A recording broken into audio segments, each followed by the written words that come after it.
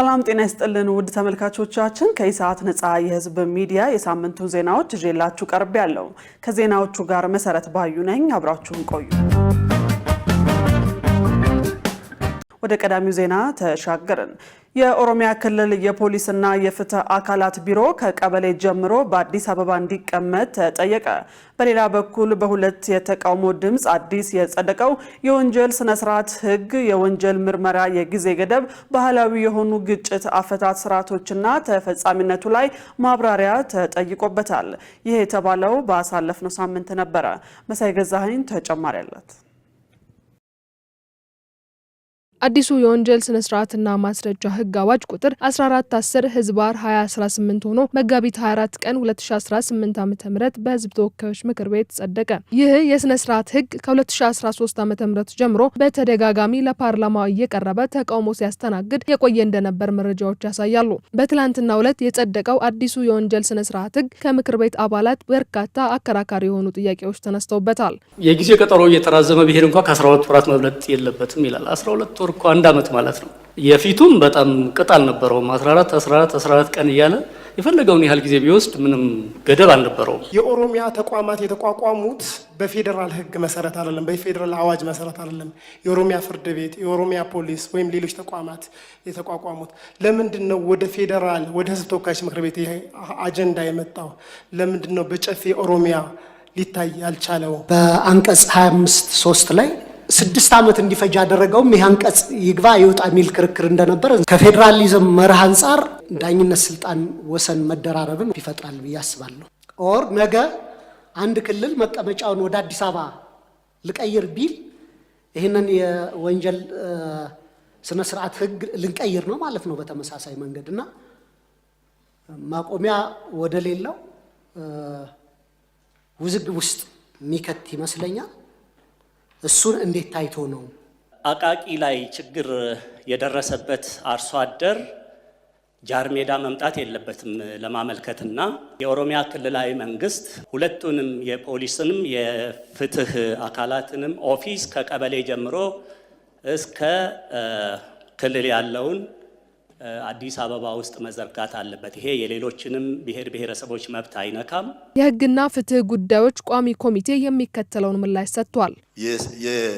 የዜጎችን ፍትህ በጣም ኢንድለስ በማድረግ ይህ ግን በልዩ የምርመራ ሂደት ካልሆነ በስተቀር እጅግ በጣም ማክሲመም ከ4 ወር በላይ ዝም ብሎ የጊዜ ቀጠሮ መስጠት ፍርድ ቤት እንደማይችል በዚህ ውስጥ የተካተተ መሆኑን ለማንሳት ነው እያልን ያለነው። ማንኛውም ወንጀል በአዲስ አበባ ውስጥ የተፈጸመ ወንጀል የኦሮሚያ ክልል ፍርድ ቤቶች ያሉ እያለ አይደለም። ከፌዴራሊዝም ፕሪንሲፕል ጋር በምንም ተአምር የምጣረዝ አይደለም። ተጨማሪ ጥያቄና ማብራሪያ እንዲሰጣቸው የጠየቁት የምክር ቤቱ አባላት እንደሚከተለው ሀሳባቸውን ገልጸዋል። ተግባራዊ ለማድረግ ብዙ ባለድርሻዎች ያሉበት ከመሆኑም አንፃር አፈጻጸሙ ላይ የሚኖረው ነገር እንዴት ነው የሚሆነው? ጥሩ የባህል ስርዓት ነበረን በነገራችን ላይ። አሁን መልሰን እናምጣው ነው የምንለውና ምን ያህል የተደራጀ ነው? ምን ያህል ወጥ ይሆናል? ተገማችነትንስ አደጋ ውስጥ አያስገባም? እነዚህ ነገሮች ካልታሰቡበት ከአንዱ ችግር ወደ አንዱ ችግር መሄድም ስለሚያመጣ እዚህ አካባቢ መደረግ ያለበትን ጥንቃቄም አብረን ማሰብ ያለብን ይመስለኛል። ለአመታት ፍርድ ቤት ሲመላለሱ ታስረው ይቆዩና መጨረሻ ላይ ፍርድ ቤት ነጻዳችሁ ብሎ የሚለቃቸው ተጎጂዎች አሉ። ትልልቅ በሚሊዮኖች የሚቆጠር ካሳ አንድ ሰው ያላግባብ ታስሮ ከቆየ በሚሊዮን የሚቆጠር ካሳ እንዲካስ ይደረጋል። በእኛ ግን ይህ አልተካተተም። ይህ መካተት አለበት ብዬ አስባለሁ። የወንጀል ስነ ስርዓት ህግ የተወሳሰበ ነው። በርካታ ማሻሻያዎችን አክሏል። እነዚህ የታከሉባቸው ለውጦች ላይ በተለይ ከፍርድ ቤትና ከአቃቢ ህግ ጋር ተናባችሁበት ኮንሰንሰስ ላይ ደርሳችኋል ወይ? ቋሚ ኮሚቴው በጥያቄው መሰረት የሚከተለውን ማብራሪያ ሰጥቷል። ፍትህ ሚኒስቴር ፕሮጀክት ጽህፈት ቤት አቋቁሞ አስፈላጊው ዶክመንቶች እያዘጋጀ ቆይቷል። ይሄ አዋጅ ይሄ ፕሮሲጀር ወይም ይሄ ህግ ኮድ እስኪ ጸድቅ ድረስ በርካታ የቅድመ ዝግጅት ስራዎች ተጠናቀዋል። ፍትህ ብቻ አይደለም፣ በፍርድ ቤት በኩልም ሌሎችም ተቋማት ስልጣንና ተግባር የተሰጣቸው ከዚህ ህግ አንጻር መስራት የሚገባቸውን የቅድመ ዝግጅት ስራዎች ያጠናቀቁ ስለሆነ ይሄ ጥሩ እርምጃ መሆኑ መታየት መቻል አለበት። ባህላዊ ስርዓቱ በህብረተሰቡ ዘንድ የሚታወቅ መሆን እንዳለበት በትክክል ተገልጿል ማለት ነው። የተጎጂዎችን ካሳ በመመለከት ጥሩ ሀሳብ ነው የተነሳው። ውሳኔ ሀሳቡ እያለ ያለው የተጎጂዎችን ካሳ በመመለከት እንዳውም በውክልና ሳይሆን የተከበረው ምክር ቤት ራሱን በቻለ ህግ እንዲያወጣ ብለን ነው እዚህ ውሳኔ ውስጥ ሀሳብ ውስጥ ያካተት ነው። የሚመለከታቸው የፍትህ አካላት አንድ ላይ ቁጭ ብለው ተነጋግረው መክረው እና ተማምነው በዛ መሰረት በዚህ አይነት ሁኔታ መሆን አለበት ባሉት መሰረት የወጣ ስለሆነ ከዛ አንፃር ምንም ጋፕ እንደሌለው በእርግጠኝነት መናገር ይቻላል። አዲሱ የወንጀል ስነ ስርዓት ህግ የወንጀል ምርመራ ክስና ማስረጃ ስርዓቱን ወደ አዲስ ምዕራፍ የሚያሸጋግር ነው ተብሏል። የትግራይን ክልል አጀንዳ በአዲስ አበባ ማሰባሰቡ ትክክለኛ ውሳኔ ነው ሲሉ ተሳታፊዎች ገለጹ። ኮሚሽኑ በበኩሉ ያለ ትግራይ ክልል ተሳትፎ የምክክር ሂደቱ ግቡን ሊመታ እንደማይችል አስታውቋል። ኮሚሽኑ ይህንን ያለው ባሳለፍነው ሳምንት ነበረ። ገነት ዘዘው ይህንን ጉዳይ በዝርዝር ተመልክተዋለች። የኢትዮጵያ ሀገራዊ ምክክር ኮሚሽን ከትግራይ ባለድርሻ አካላት ጋር የሚያከናውነውን የመጀመሪያ ዙር የአጀንዳ ማሰባሰብና የሀገራዊ ጉባኤ ተሳታፊዎች ልየታ መድረክ ዛሬ በአዲስ አበባ ማካሄድ ጀምሯል። በመድረኩ ላይ ንግግር ያደረጉት የኮሚሽኑ ዋና ኮሚሽነር ፕሮፌሰር መስፍን አርአያ የኢትዮጵያ ዋና ችግሮች በዘላቂነት የሚፈቱት በምክክር ብቻ መሆኑን ገልጸው የትግራይ ክልል የዚህ ሂደት አካል መሆኑ የሚያስደስት እንደሆነ ተናግረዋል። አያይዘውም በትግራይ ክልል ምክክር ለማድረግ አስቻይ ሁኔታዎች እስከሚፈጠሩ ድረስ ከክልሉ ባለድርሻ አካላት ጋር የመጀመሪያ ዙር ምክክር ለማድረግ ይህ መድረክ መዘጋጀቱን ገልጸዋል። ይህ መድረክ መከናወን የነበረበት በትግራይ ክልል ነው። ይህንንም ለማድረግ የኢትዮጵያ ሀገራዊ ምክክር ኮሚሽን በርካታ ጥረቶችን አድርጓል። ያልተሳተፉ የማህበረሰብ ክፍሎችና ቀሩ የሚባሉ አጀንዳዎች ካሉ በተገቢው መንገድ ለማካተት የኮሚሽኑ በር ሁልጊዜም ክፍት መሆኑ እንደተጠበቀ ሆኖ የዛሬውን መድረክ በመዲናችን አዲስ አበባ ለማከናወን ሁኔታዎች አስፈላጊ ሆነው ተገኝተዋል። ያለ ትግራይ ተሳትፎና ተካታችነት የምክክር ሂደቱ ግቡን ሊመታ አይችልም። በመሆኑም እያንዳንዱ የምታነሱት አጀንዳ በጥንቃቄ ተመዝግቦና እስካሁን ከተሰበሰቡ ሌሎች አጀንዳዎች ጋር ተካቶ የሀገራዊ ምክክር አጀንዳ አካል ሆኖ ይቀረጻል። ይህ በእንዲህ እንዳለ ምክክሩ ለትግራይ ክልል ይዞ የሚመጣው ተስፋ ምን ሊሆን ይችላል ሲል ኢሳት የምክክሩን ተሳታፊዎች አነጋግረዋል። ይህ የሰላም ምክክር የመጀመሪያውን በር ከፋች ለሰላሙ አሁን ለሚታዩት ግጭቶች፣ ማህበራዊ ቀውሶች፣ ጦርነቶች፣ ፍረጃዎች እነዚህ ሁሉ መፍትሄ ሊያመጣ የሚችለው አንድና አንድ ንግግር ብቻ ነው ብዬ አምናለሁ። ዘመን በሰለጠነበት ደግሞ ጦርነት ማድረግ ኪሳራ ነው ትርፉ። ስለዚህ በሰላም ውይይት የሀገራችንን አጀንዳ በማስያዝ መፍትሄ እናመጣለን ብዬ አስባለሁ። ስለዚህ ከምንም በላይ ሰላም ይቀድማል። ማንኛውም ጦረኛም በነገራችን ላይ ሰላምን ከምንም በላይ ይፈልገዋል። ስለዚህ የውይይት መድረክ አጠቃላይ በማንኛውም ጉዳይ ላይ መኖሩ ትልቅ አስተዋጽኦ አለው። ትግራይ ለምንድን ነው ከጊዜ ወደ ጊዜ ወደዚህ መከራ እየገባች ያለችው?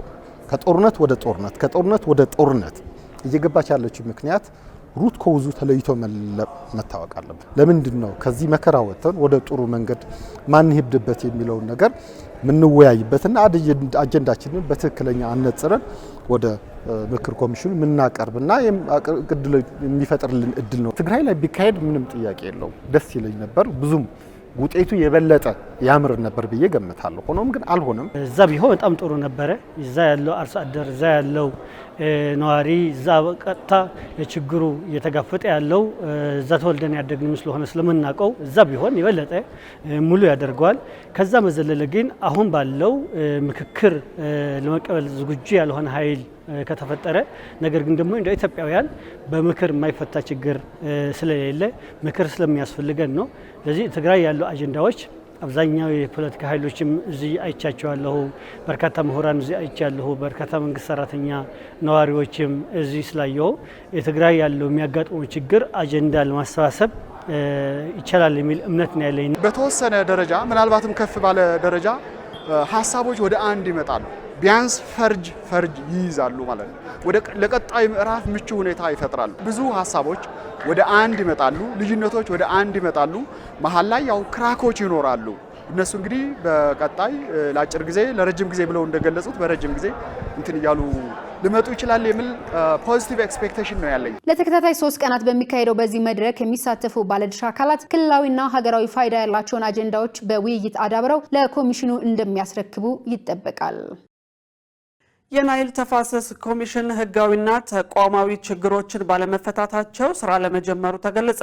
በተያያዘ ኮሚሽኑ ወደ ተግባር እንዲገባ በኢትዮጵያ በኩል ሰፊ ስራ እንደሚጠበቅ የዘርፉ ባለሙያዎች ባሳለፍነው ሳምንት ለኢሳት ተናግረዋል። ትዕግስት ተስፋዬ 11ዱን የተፋሰስ ሀገራት ለማካተት ያለመው የናይል ተፋሰስ ኮሚሽን አሁን ላይ 6 አባል ሀገራት ያሉት ሲሆን በህጋዊና ተቋማዊ ችግሮች ምክንያት ወደ ስራ መግባት አለመቻሉ ተገልጿል። ተቋሙ ፍትሃዊ የውሃ አጠቃቀምን በማስጠበቅ በኩል ያለው ሚና ከፍተኛ በመሆኑ በአስቸኳይ ወደ ስራ እንዲገባ ምን መደረግ ይኖርበታል ሲል ኢሳት የቀድሞ የህዳሴ ግድብ ተደራዳሪና የውሃ ባለሙያውን ፈቅ አህመድ ነጋሽን አነጋግሯል። ባለሙያው ፈቅ አህመድ ነጋሽ 6ቱ አባል ሀገራት ወደ ስራ እንዳይገቡ ህጋዊና ተቋማዊ ችግሮች ላይ ኮሚቴ አቋቁመው በመስራት ላይ ናቸው ብለው የተፋሰሱ አባል ሀገራት 11 በመሆናቸው የተቀሩት ሀገራት ስምምነቱን ያልተቀበሉና ፈርመው ያልጸደቁ እንዲካተቱ እየተሰራ ነው ብለዋል። አገራቶቹ 6 አገራት የተለያዩ ምክር ቤቶችን የአማካሪ ኮሚቴዎችን አቋቁመው አንዳንድ መፈታት ያለባቸው ህጋዊ እና ተቋማዊ ጉዳዮች አሉ። እሱ ላይ በመስራት ላይ ነው የሚገኙት። ከሁሉም በላይ ደግሞ የተፋሰሱ ሀገራት 11 ናቸው። አሁን በዚህ በኮሚሽኑ አካል የሆኑት 6 ናቸው እና የተቀሩትን አገራት በተለይ 4ቱ ኤሪትሪያ እንኳን ፍላጎት እንደሌለት ከመጀመሪያውም ስታሳይ ስለነበረ የቀሩት ግን እንደ ግብጽ፣ ሱዳን፣ ኮንጎ ስምምነቱን ያልተቀበሉ፣ ኬንያ ደግሞ ፈርማ ያላጸደቀች እነዚህ 4 ሀገራት የሚታቀፉበት ሁኔታ ላይ በመነጋገር ላይ ነው የሚገኙት። አጠቃቀሙን በተመለከተ ሊኖር የሚችለውን ትብብር ወደ ላቀ ደረጃ የሚያደርስ አገራቶቹ ልማት እንዲያፋጥኑ በቴክኒክ የሚረዳ እንዲሁም ደግሞ በውሃ አጠቃቀሙ ሆነ በስምምነቱ ትርጉም ዙሪያ ልዩነት ካለ ልዩነቱ የሚፈታበትን ሁኔታ የሚያመቻች ነው የሚሆነው። አክለውም የትብብር ማዕቀፉ ድርድር እንዲጀምር ኢትዮጵያ ትልቅ አስተዋጽኦ እንዳደረገች ገልጸው ወደ ተግባራዊ እንቅስቃሴ እንዲገባም ከኢትዮጵያ በኩል ሰፊ ስራ ይጠበቃል ነው ያሉት። ከኢትዮጵያ በኩል በጣም በርካታ ስራ ነው የሚጠበቀው። እንግዲህ ዋናው ነገር ምንድነው? ይህ የናይል ትብብር ማዕቀፍ ስምምነት በ9 ሀገራት መካከል በድርድር የመጣ ነው። ወደ 13 ዓመት ነው ድርድር የተካሄደበት። ድርድሩ እንዲጀመር ኢትዮጵያ በጣም ትልቅ ሚና ነው የተጫወተችው። በተለይ ላይኛው ተፋሰስ ሀገራትንና የልማት አጋራትን በተለይ ዓለም የተባበሩት መንግስታት የልማት ድርጅትን በማግባባት ድርድር እንዲጀመር ትልቅ ሚና ተጫውታለች። ድርድሩ ሲጀመር ደግሞ በተለይ የታችኛው ተፋሰስ ሀገራት ተጽዕኖ ከፍተኛ ነበረ። ጫና ይፈጥሮ ነበር። የኃይል ሚዛን ለማዛባት ይሞክሩ ነበረ።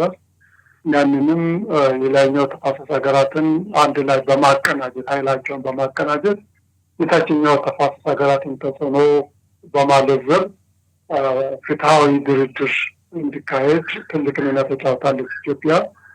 ስምምነቱን ሲጠናቀቅ ስምምነቱን በመፈረም የመጀመሪያው ሀገር ነበረች። የናይል ተፋሰስ ኮሚሽን ከተቋቋመ 1 ዓመት ቢሆነውም በተለያዩ ችግሮች ምክንያት ወደ ስራ መግባት አለመቻሉ ታውቋል። በምርጫ ጣቢያ የሚታየው ማጭበርበር በአስቸኳይ መቀረፍ አለበት ሲሉ ፓርቲዎች አሳሰቡ። ባሳለፍነው ሳምንት ኢሳት የመራጮችን ምዝገባ አስመልክቶ ኢህአፓንና የትብብር ለኢትዮጵያ አንድነት ፓርቲዎችን አነጋግሯል። ትዕግስት ተስፋዬ ተጨማሪ አላት። የኢትዮጵያ ብሔራዊ ምርጫ ቦርድ የመራጮች ምዝገባ መጋቢት 28 ቀን 2018 እንደሚጠናቀቅ ማስታወቁ አይዘነጋም። ይህንንም ተከትሎ የምዝገባውን ሂደት እንዴት አገኛችሁት ስንል የኢትዮጵያ ሕዝቦች አብዮታዊ ፓርቲ ኢህአፓ እና ትብብር ለኢትዮጵያ አንድነት ፓርቲን አነጋግረናል። የኢትዮጵያ ሕዝቦች አብዮታዊ ፓርቲ ኢህአፓ ፕሬዝዳንት መጋቢ ብሉይ አብርሃም ሃይማኖት በሰጡት ምላሽ በየምርጫ ጣቢያዎች ሆን ተብለው እየተሰሩ ያሉ ማጭበርበሮች ሊቀረፉ ይገባል ብለዋል። የሚፈለገው ቁጥር መመዝገብ አለበት ብለን እናምናለን። ያ እንዲመዘገብ ደግሞ የሲስተም ችግር አለ እየተባለ ሆነ ተብሎ በሚመስል መልኩ የሚሰሩ ነገሮች ስላሉ በየምርጫ ጣቢያዎቹም እየተፈጸሙ ያሉ ነገሮች ስላሉ ይሄ መቀረፍ አለበት። ዝም ብሎ ፋይዳ ነንበራችሁን ስጡኝ በቃ ሄዱ አይነት ጫወታም አለ በብዛት። ምክንያቱም ቁጥር ለማሟላት ፋይዳ ነንበርሽን ከሰጠሽ ዝም ብሎ ኦንላይን መመዝገብ ትችያለሽ። ባካውየውን ዝም ብለሽ ትመዘግቢዋለሽ። ለመሙላት የሚሰሩ ካድሬዎችም አሉ። ፋይዳ ነንበር እየተቀበሉ በፋይዳ ነንበር መሰረት ደግሞ ምርጫ የሚባለው አፕ እየሞሉ በእለቱ ደግሞ ለማጭበርበር ይሄን ያህል ሰው መረጠ ብሎ ኤክስ ለማድረግ የሚሰራ ድራማም እንዳለ በተጨባጭ መረጃ ደርሶናል። አለን መረጃ። አክለውም የኢትዮጵያ ብሔራዊ ምርጫ ቦርድ በምርጫ ጣቢያዎች ያሉትን ችግሮች መመርመር አለበት ሲሉ ገልጸዋል። ችግር የለውም እያሉ በምርጫ በሚባለው አፕ እየሞሉ ያ ሰውዬ መመዝገቡና ለመመዝገቡን ታያቅ እየሸኙት ነው።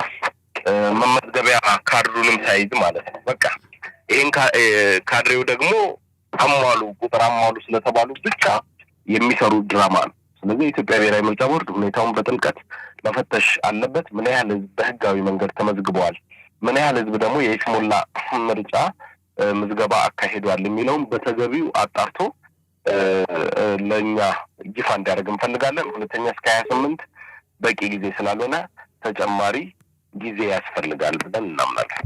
የትብብር ለኢትዮጵያ አንድነት ፓርቲ የህዝብ ግንኙነት ኃላፊ ጌትነት ወርቁ በበኩላቸው መራጮች የምርጫ ካርድን ዋጋ ሊገነዘቡ ይገባል ብለው ለመራጮች ምዝገባ የተሰጠው ጊዜ በቂ አይደለም ነው ያሉት። ብዙ ለውጥ አይመጣም ብሎ ያስባል ሰው። እኔም የዛው ወገን ነኝ። ግን ካርዱን አውጥቶ በካርዱ ይምረጥና መንግስት ኮሮጆን ይገልብጠው። ያ ሌላ የሰላማዊ ትግል ህዝብን ያነሳሳል፣ ይጋብዛል። እና ዝም ብሎ ከመቀመጥ የካርዱን ዋጋ አውቆ ማያዙ በጣም በጎ ነው የሚመስለኝ። ካለመያዙ መያዙ በጣም በጎ ነው የሚመስለኝ። ይዞ መጫወቱ በካርዷ መጫወቱ ነው የተሻለ መስሎ የሚሰማኝ። አይ አልዋሽሽም፣ ገና ነው፣ በጣም ገና ነው። እንዳልኩሽ ዘግይተን ነው የሞቅ ነው። በመኪና ትልልቅ መኪና እንደሚያሞቀው አይነት ልትቆጥሩ ትችላለሽ። ሞተር እንደሚሞቀው ዘግይተን ነው የሞቅ ነው። እንግባ የሚለው አየሩ፣ ሁኔታው ያሉ የጦርነት ድባቦች፣ የታሰሩ ሰው ብዙ የሚይዝሽ ነገር አለ እና ከነዚህ ሁሉ አንጻር ዘግይተን ነው የገባ ነው እና ጊዜው በቂ አይደለም። በእርግጠኝነት ይጨምራሉ ብዬ አስባለሁ። ፓርቲዎቹ የኢትዮጵያ ብሔራዊ ምርጫ ቦርድ በምርጫ ጣቢያዎች ያሉትን ማጭበርበሮችና የተለያዩ ችግሮች በመገንዘብ የመራጮችን ምዝገባ ጊዜ እንዲያራዝም ጠይቀዋል።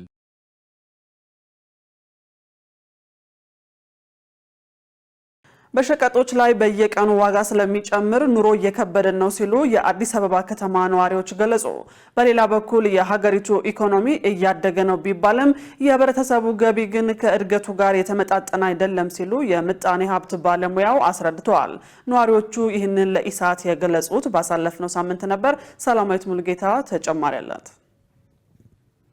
የኑሮ ውድነት ከጊዜ ወደ ጊዜ እየናረ መሆኑን ዜጎች በተደጋጋሚ በምሬት ሲገልጹ ይስተዋላል። ኢሳት ያነጋገራቸው የአዲስ አበባ ከተማ ነዋሪዎች እንደገለጹት በገበያ ላይ በየጊዜው የሚደረገው የዋጋ ጭማሪ በተለይም በዝቅተኛ የኑሮ ደረጃ ላይ ላሉ ዜጎች እጅግ ፈታኝ እንደሆነ አስታውቀዋል። ትኩረት ቢያደርግበት እዚህ አርሶ አደር ላይ ያለው ምርት ብዙ ጨመረ አይባልም።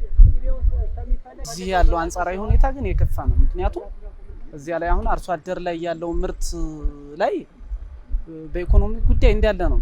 ምንም የጨመረ ነገር የለም፣ የተሻለ ነው። ግን እዚህ ግን በጣም ያው በፊት አሁን ነጋዴዎች የሚልኩት ቀድሞ መጋዘን ላይ ያለ ሳይጨምር እንደጨመረ ሆኖ በጣም የከፋ ነው እና ይሄ ትኩረት ቢደረግበት። አንዳንድ ነገሮች ነጋዴ ተነስቶ ደሃ ማሳደር አሳጣ። ደረቅ እንጀራ 2 ብር ብንገዛ 20 ብር 30 ብር ሆነ። የዚህች ላይ ነው ትንሽ መንግስት ለምን ረሳ? ደሃ ለምን ረሳ? ለምን አስታውስም? በወር 3000 በልቶ ቤት ኪራይ ከፍሎ ልብስ ልጆቹን አስተምሮ መኖር ይቻላል? አይቻልም። መንግስት ይሄን ለምን አይቆጣጠርም? ለምን አስተያየት አያረግም ነው ግምታችን። ለማንኛውም ልብ ውስጥ ያለው ይሄ ነው። የደሃ ቂጥሩ ደሞሱ ለምን እንደዚህ ሆነ? ቤት ኪራይ ለምን እንደዚህ ሆነ? ነጋዴ ትናንትና ዘይት። ስለዚህ ይሄ ህዝብ ከአቅሙ በላይ ነው። ምክንያቱም ምንም ነገር የሌለው ህዝብ ዛሬ ወጥቶ አንድ ሽንኩርት 30 ብር ከሆነ ከነገ ወዲያ ሲል 40-50 ሆኖ ታገኘዋለሽ። የተረጋጋ ገበያ የለም ማለት አንድ አይነት ወጥ ገበያ የለም። የበቀን ስለሚጨምር ህዝቡ ግራ ያገባው ነው። ያን ነገር የሚመለከታቸው አካል በሸማችም ቢሆን በምንም ቢሆን ቢስተካከል ጥሩ ነው ማለት። የምጣኔ ሀብት ባለሙያው ዶክተር ቆስጠንጢኖስ በርሀ ተስፋ ከኢሳት ጋር ባደረጉት ቆይታ እንደገለጹት የህብረተሰቡ ገቢ ከሀገሪቱ ኢኮኖሚ እድገትና የዋጋ ግሽበት ጋር የተመጣጠነ አለመሆኑ በዕለታዊ ኑሮ ችግር እየፈጠረ መሆኑን አስረድተው ለዚህም መፍትሄ ይሆናል ያሉትን እንደሚከተለው ጠቅሰዋል። ሀገራችን ውስጥ አሁን ያለው 9% ብዙ ነው። ሁለተኛ ደግሞ የማናየው ነገር የረጅም ጊዜ ሁኔታውን ነው። በዚህ 10 ዓመት ውስጥ የሰው ገቢ ምን ያህል ጨመረ? የዋጋ ግሽበቱ ግን ከ400% በላይ ሄዷል። ስለዚህ የሀገራችን ትልቁ ችግር የሰው ገቢ ከኢኮኖሚ እድገትና ከዋጋ ግሽበቱ ጋር አብሮ መራመድ አልቻለም እና የሰውን ገቢ የምንጨምርበት መንገድ ነው መፈለግ ያለብን። የሰው ገቢ ካልጨመረ በስተቀር ዋጋ ግሽበቱ በየአመቱ እየተስተካከለ ቢሄድም አሁን ያለው የገበያ ሁኔታ ሊቀየር አይችልም። ምሬታቸውን ለኢሳት የተናገሩት ነዋሪዎች የገበያው ሁኔታ ከሸማቹ ማህበረሰብ ኑሮ ጋር ተመጣጣኝ እንዲሆን ትኩረት ሊሰጠው ይገባል ሲሉ አሳስበዋል። ወደ ውጭ ዜና ተሻገርን። በሱዳን አልጃባሊያ ሆስፒታል በተፈጸመ የድሮን ጥቃት 12 ሰዎች ተገደሉ። በሌላ ዜና የሱዳን ጦር ኃይል ዋና አዛዥ አብዱል ፈታህ አልቡርሃን ያሲር አልአታኒን አዲስ ኤታማዦር ሹም አድርገው ባሳለፍነው ሳምንት ሾመዋል። ሸሪፍ ኢማም ተጨማሪ ያለው ሐሙስ ዕለት በዋይት ናይል ግዛት በደቡባዊ ሱዳን አልጃባሊያ ሆስፒታል በደረሰ የድሮን ጥቃት 2 ዶክተሮችን ጨምሮ 12 ሰዎች ተገድለዋል። ይህ ጥቃት የተፈጸመው ተመሳሳይ ጥቃት በዋይት ናይል ግዛት የመድኃኒት ማከማቻ በኮስቲ በድሮን ጥቃት ከተመታና ፋርማሲስቱን ጨምሮ 3 ሰዎች ከቆሰሉ ከአንድ ቀን በኋላ ነው።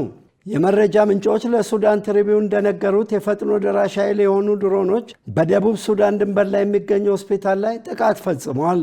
የመረጃ ምንጮቹ አክለውም በጥቃቱ የ12 ሰዎች ሕይወት ያለፈ ሲሆን ከነዚህም መካከል ህሙማንና ሐኪሞች ይገኙበታል ብለዋል።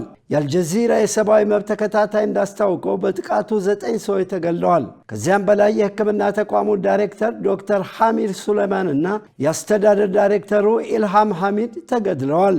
በማርች ወር መጀመሪያ ላይ ዓለም አቀፉ የጤና ድርጅት ሪፖርት እንዳደረገውና እንደመዘገበው የሱዳን የእርስ በርስ ጦርነት ከተጀመረ አንስቶ በጤና ተቋማት ላይ 213 ጥቃቶች ተፈጽመዋል። ጥቃቱን ተከትሎም 2036 ሞቶች ተከስተዋል ብሏል። የሱዳን ዶክተሮች ህብረት በበኩሉ 600 የጤና ባለሙያዎች መሞታቸውንና 2000 ሆስፒታሎችና የጤና ተቋማት መውደማቸውን መመዝገቡን አስታውቋል። የአልጀዚራ የሰብአዊ መብት ተከታታይ የጤና ተቋማትና የጤና ባለሙያዎች ኢላማ መደረጋቸውን አውግዟል። ሁለቱም የጦርነት ተሳታፊዎች የጤና ተቋማት ላይ ጥቃት መፈጸም የጦር ወንጀል ስለሆነ ዓለም አቀፉን ሕግ አክብረው እንዲንቀሳቀሱ ጠይቋል። የዋይት ናይል ግዛት በተደጋጋሚ የድሮን ጥቃት ሰለባ ሆኗል። የሕክምና ቁሳቁስ አቅራቢ ዋና መስሪያ ቤትና የነዳጅ ጣቢያ ረቡዕ ዕለት የጥቃት ኢላማ ነበሩ። ሌላው ጥቃት ደግሞ በኮስቲ የነዳጅ ማደያ ላይ መፈጸሙ ነው ተብሏል። የዋይት ናይል አስተዳዳሪ የሆኑት ኦማር አልዲን ሙሐመድ በድሮን ጥቃት የተፈጸመባቸውን ተቋማት በኮስቲ ራባክና አልጃባሊያን ተዘባብሮ ጎብኝተዋል። አስተዳዳሪው እንዳሉ በፈጥኖ ደራሹ ኃይል እየተፈጸመ ያለው ጥቃት የሱዳን ሰራዊት አገሪቷን እያወከ ያለውን የአማጺ ሚሊሻ ከማባረርና ወደፊት ከመጓዝ አያግደውም ብለዋል። አክለውም የፈጥኖ ደራሹ ኃይል የሲቪል ተቋማትን ኢላማ የማድረጉ ሰበብ የአገልግሎት መስጫ ተቋማት፣ የነዳጅ ዲፖዎችና መሰረተ ልማቶችን በዋይት ናይል ማፍረሱ የዕቅዱ አካል ነው ብለዋል። የሱዳን ጦር ኃይል ዋና የሆኑት አብዱል ፈታህ አልቡርሃን የሉዓላዊ ካውንስል አባል የሆኑት ያሲር አልአታን ሐሙስ ዕለት ኤታማዦር ሹም አድርገው ሾመዋል። በተጨማሪም 2 ምክትሎች ተሹመዋል። መረጃው የሱዳን ትሪቢዩን ነው። የባህረ ሰላጤው የትብብር ምክር ቤት ኃላፊ የኢራንን ጥቃት ለማስቆም ተመድ አስቸኳይ እርምጃ እንዲወስድ ጥሪ ያቀረቡ። ኃላፊው የሆርሙዝን የባህር በር ሙሉ በሙሉ መልሶ ለመክፈት እንዲቻል የጸጥታው ምክር ቤት የኃይል እርምጃ ለመውሰድ ውሳኔ እንዲያሳልፍም አሳስበዋል። ምክር ቤቱ ይህንን ያሳሰበውም ባሳለፍነው ሳምንት ነበር። ዮሐንስ ተስፋ ተጨማሪ ያለው የአሜሪካ እስራኤልና ኢራን ጦርነት የዓለምን የኢኮኖሚ ፖለቲካና ዲፕሎማሲያዊ ገጽታ ሙሉ በሙሉ በሚቀይር መልኩ እየተጓዘ ስለመሆኑ ብዙዎች ሲናገሩ ይደመጣል። ፕሬዚዳንት ዶናልድ ትራምፕ ጥርስ የሌለው አንበሳ ብለው በመጥራት ሌላ ትይዩ ተቋም በላዩ ላይ የመሰረቱበት የተባበሩት መንግስታት ድርጅትም ጦርነቱን ለማስቆም የሚያስችል ተጨባጭ እርምጃ መውሰድ እንደተሳነው ቀጥሏል። የህብረቱ የጸጥታው ምክር ቤትም የመካከለኛው ምስራቅን ተሻግሮ ዓለምን እያመሰ ያለውን አውዳሚ ጦርነት ለመግታት አስቸኳይ ስብሰባ አካሂዷል። የባህሬን የውጭ ጉዳይ ሚኒስትር የተባበሩት መንግስታት ድርጅት የጸጥታው ምክር ቤት ስብሰባን ለመምራትና ምክር ቤቱ በቴሄራን ላይ እርምጃ እንዲወስድ ግፊት ለማድረግ ወደ ኒውዮርክ መጓዛቸውም ታውቋል። ተቀደመት መምለከት የባህሬን መንግስት በሆርሙዝ የባህር በር ላይ የሚካሄደውን ዓለም አቀፍ የባህር ጉዞ ለመቆጣጠር ኢራን ለምታደርገው ህገወጥና ተገቢ ያልሆነ ሙከራ ምላሽ የሚሰጥ የውሳኔ ሀሳብ ረቂቅ ለተከበረው ምክር ቤት አቅርበዋል። ይህ ረቂቅ በዓለም ዙሪያ ያሉ ሀገራትና ህዝቦችን ጥቅምና ደህንነት አደጋ ላይ ለሚጥሉ እንዲህ ላሉት ኃላፊነት የጎደላቸውና ህገወጥ ድርጊቶች ጠንካራና ወሳኝ ምላሽ የሚሻ ነው። አልጀዚራ ተመልክቼ ትክክለኝነቱን አረጋግጫለሁ ባለው የውሳኔ ሀሳብ ረቂቅ መሰረት ሩሲያና ቻይና የሆርሙዝን የባህር በር ለመክፈት ግልጽ የሆነ የኃይል አጠቃቀምን የሚጠቅሱ ቃላትን ውድቅ ካደረጉ በኋላ 4 የተለያዩ ማሻሻያዎች ተደርገውበታል። በዚሁ ስብሰባ ላይ የባህረ ሰላጤው የትብብር ምክር ቤት ዋና ጸሐፊም ተገኝተዋል።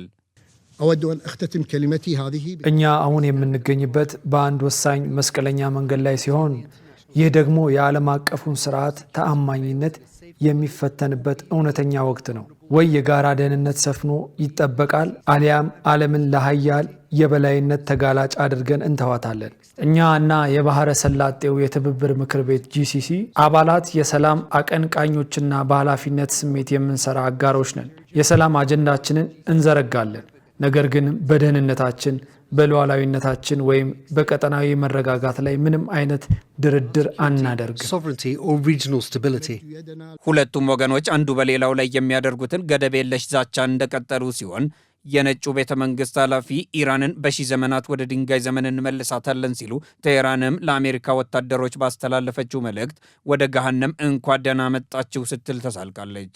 በሌላ በኩል ከስብሰባው ቀደም ብሎ የተባበሩት መንግስታት ድርጅት ዋና ጸሐፊ አንቶኒዮ ጉተሬዝ ለጋዜጠኞች መግለጫ የሰጡ ሲሆን ለተፋላሚ ወገኖችም ቀጥተኛ መልእክት አስተላልፈዋል።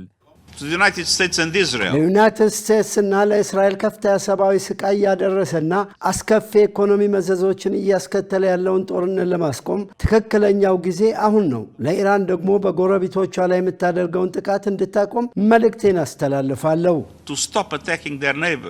ጦርነቱ ሁለተኛ ወሩን በያዘበት በዚህ ወቅት በሚቀጥሉት ቀናትና ሳምንታት ከጸጥታው ምክር ቤት ተጨማሪ መረጃዎችን እንደምንሰማ እንጠብቃለን። ይህም የሚሆነው ባህሬን በዚህ ወር የምክር ቤቱን ተዘዋዋሪ የፕሬዝዳንትነት መንበር የያዘች በመሆኗና ዲፕሎማሲያዊ አጀንዳን በመቅረጽ ረገድ እገዛ እንድታደርግ ስለሚያስችላት ነው። መረጃውን ስናጠናቀር አልጀዚራ እና ሌሎችን ዋቢያችን አድርገናል። ውድ ተመልካቾቻችን ከኢሳት ነፃ የህዝብ ሚዲያ ወደ እናንተ ሲደርሱ የነበሩት ኢሳት የሳምንቱ ዜናዎች በዚሁ ተጠናቀዋል። ከዜናዎቹ ጋር አብሬያችሁ የቆየሁት መሰረት ባዩ ነበር። ቁጥሩ ጊዜ ከኢሳት ጋር ሰላም።